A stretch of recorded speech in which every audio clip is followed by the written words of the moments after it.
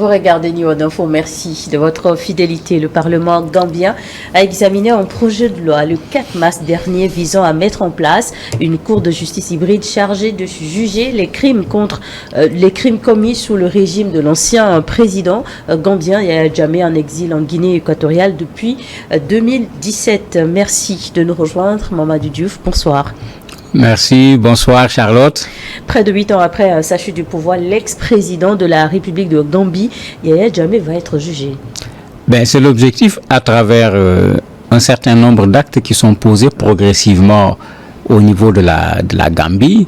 Il ne faut pas oublier que le président gambien, lors de son premier mandat, en avait fait la promesse. Finalement, le premier mandat s'est terminé sans qu'il ne puisse résoudre ce problème. C'est quand même un long processus. Oui, mais à la fin du mandat, on s'était inquiété parce que pour être réélu, il n'était pas loin de s'associer avec le parti de Yaya Jammeh, alors qu'il y a un travail technique qui avait été fait, dont le document a été publié tardivement. Les Gambiens ont marché même pour réclamer qu'on publie les documents d'enquête pour dire qu'est-ce qui a été fait comme crime par Yaya Jammeh et ces gens.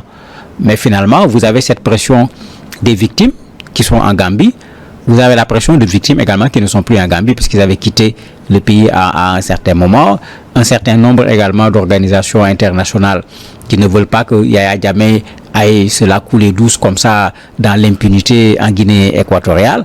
Mais tous ces éléments ont fait qu'aujourd'hui, effectivement, des pas concrets sont en train d'être posés pour aller vers un procès.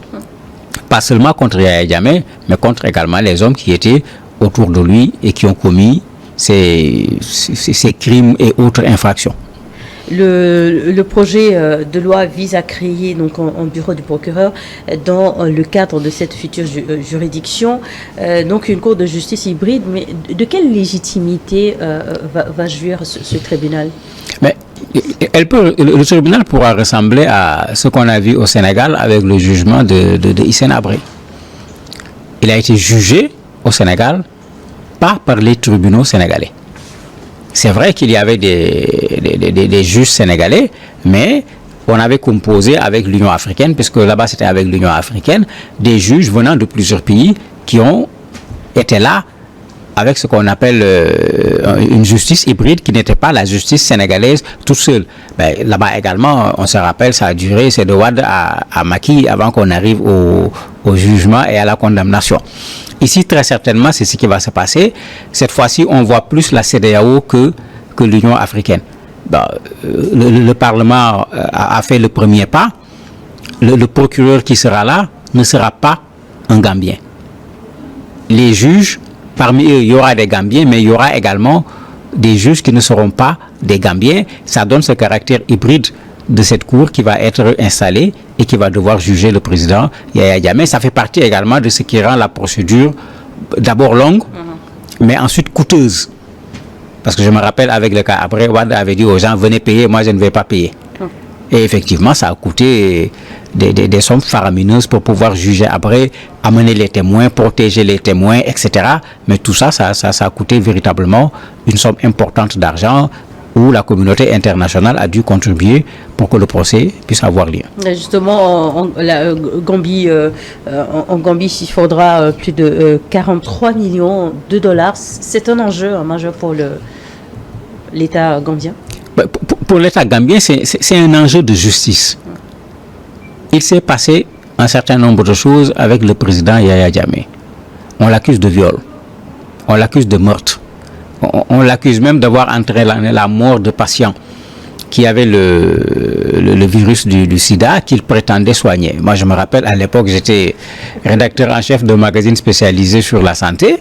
J'avais contacté un professeur d'université du Sénégal qui est le co-découvreur du VIH2, le professeur Souleymane Bou, en leur disant que je veux qu'on organise une sorte de reportage sur le travail du président Jammeh. Quand j'ai pris contact avec les autorités, on m'a permis de pouvoir faire un reportage où je viens raconter ce qu'on fait, mais moi je disais qu'il faut qu'on raconte et qu'on le mette en relation avec le travail scientifique que les gens font pour savoir s'il guérit effectivement. Mais au finish, quand il n'est plus là, mais il a créé un cimetière où des gens sont venus mourir là où il disait qu'il les soignait. On empêchait aux gens de prendre leurs produits que les médecins leur avaient prescrits et il n'a pas été en mesure de les soigner. Mais est-ce qu'on va laisser toutes ces choses-là passer? Sans compter les biens des gens qu'il a pris, notre confrère journaliste qui a été assassiné, etc. Il y a plein de choses sur lesquelles les Gambiens veulent connaître la vérité. Et de façon générale, c'est à travers un jugement qu'on peut savoir d'abord qu'est-ce qui s'est passé et pour voir la suite, qu'est-ce que cela va donner. La Cour aura son siège à Banjul, la capitale de la Gambie, et ces juges devraient être nommés par la Communauté économique des États de l'Afrique de l'Ouest, la CEDEAO, dont fait partie la Gambie, comme vous le disiez tantôt. Mais on sait, l'institution aujourd'hui est très critiquée vis-à-vis de la situation avec le Sahel. Oui, il faut dire que c'est une procédure qui a débuté bien avant. Ça, il faut le dire, mais il faut rappeler également que on critique la CEDEAO aujourd'hui, mais quand la CEDEAO était intervenue en Gambie, la CEDEAO avait été félicitée, y compris même par les pays du Sahel qui critiquent la CEDEAO aujourd'hui, puisque ça avait permis à Yahya Jammeh, qui a perdu les élections, d'être obligé de quitter le pouvoir sous la menace d'une intervention militaire en bonne et due forme, qui d'ailleurs même a eu lieu, puisque les militaires sont allés en Gambie pour l'obliger à quitter le pays.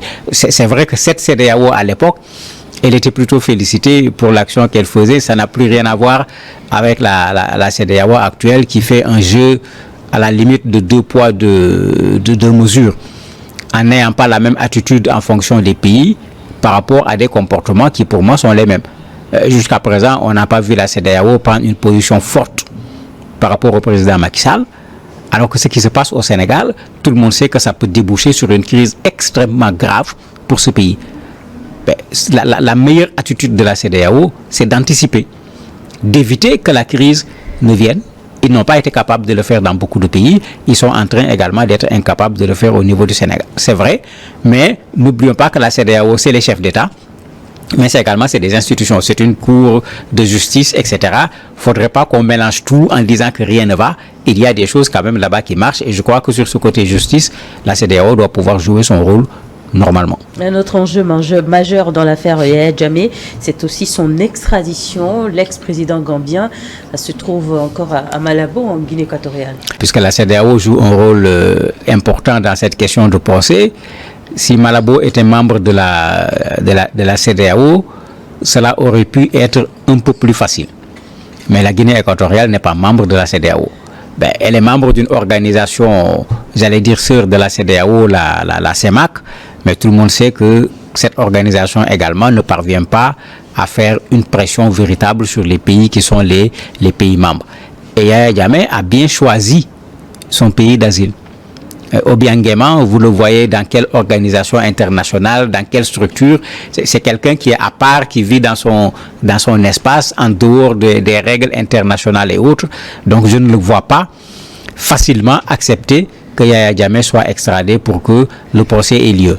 Et pourtant, le ministre gambien a été très clair. Ils disent qu'ils ne veulent pas un procès par contumace. Ils veulent un procès avec la présence physique de Yahya Jammeh, ce qui pour l'instant n'est pas encore évident. Un procès impliquant un ancien président en Afrique, ce sont des procès qui aboutissent. On a connu le cas Hissène Habré, le cas également en Guinée-Conakry avec Dadis Camara qui est toujours en cours. Mais c'est des procès qui peuvent aboutir et qui doivent aboutir. Puisqu'on parle de souveraineté de plus en plus, il faut qu'il y ait également cette souveraineté sur le plan juridique. Est-ce qu'il faut nécessairement qu'on aille juger nos gens à la CPI? À la limite, même, on dirait que la CPI, c'est pour nous. On a vu ce qu'Israël fait en Palestine. Pourquoi on ne les amène pas à la CPI? Ils n'ont pas fait moins que ce qu'on reproche à des présidents africains qu'on a voulu envoyer ou qu'on a envoyé à la CPI. Mais il faudrait qu'on puisse, dans nos pays, juger les présidents, qu'ils soient en fonction ou les anciens présidents. Mais Chirac a été jugé en France. Comment il s'appelle encore, Sarkozy a été jugé en France. Mais ce n'est pas la fin du monde quand on juge un ancien président.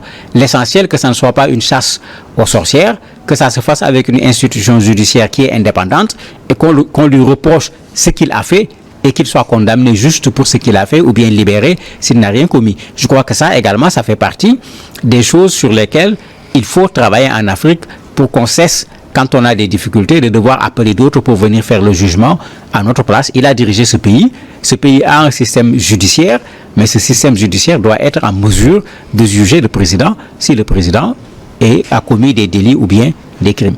Et la Gambie est bien déterminée donc à juger l'ancien président, mais aussi 69 de ses présumés complices. Ben, il en avait beaucoup. Il y en a un qui est en jugement déjà en Suisse. Il s'appelle Ousmane Sonko, mais ce n'est pas le Sénégalais. Il a été ministre de l'Intérieur de Djamé pendant une vingtaine d'années. Il est en train d'être jugé en Suisse sur la base de la compétence universelle. Des Gambiens vivant en Suisse qui s'étaient exilés ont porté plainte contre lui. Il est allé lui également malheureusement se cacher là-bas. Il est en jugement là-bas. Donc ça montre que Yaya Jammeh n'était pas seul. Vous avez également ce qu'on appelle les jungleuses, qui étaient une sorte de milice de Yaya Jammeh, qui pouvaient aller capturer une personne, qui pouvaient aller tuer une personne, etc.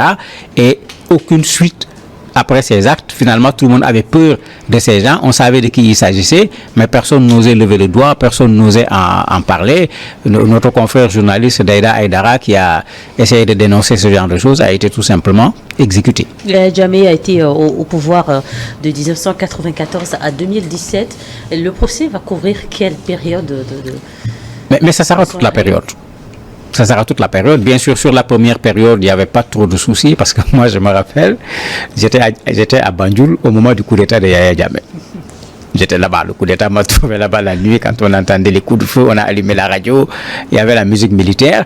Au départ de son pouvoir, les Gambiens ont pensé voir un sauveur très proche des populations qui essayaient de régler un certain nombre de choses. Bon, l'aéroport, par exemple, qui ressemblait à un garage, il en a fait vraiment quand même un aéroport respectable. Mais après, c'est devenu l'homme qui avait un pouvoir dont il ne fallait pas parler, dont il ne fallait pas s'approcher, qu'il ne fallait pas critiquer. Et les méthodes étaient véritablement des méthodes brutales. Mais sur une très longue période, il a vraiment commis des actes qui méritent effectivement d'être jugés puisque les victimes sont là, ou bien les familles des victimes sont là.